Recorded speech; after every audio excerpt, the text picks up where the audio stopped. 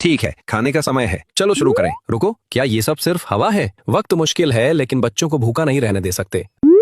अरे यहाँ इतनी ज्यादा हवा क्यों है? मदद करो, मैं फटने वाला हूँ, पेट पूरी तरह भर गया है। खाने का समय हो गया प्यारे।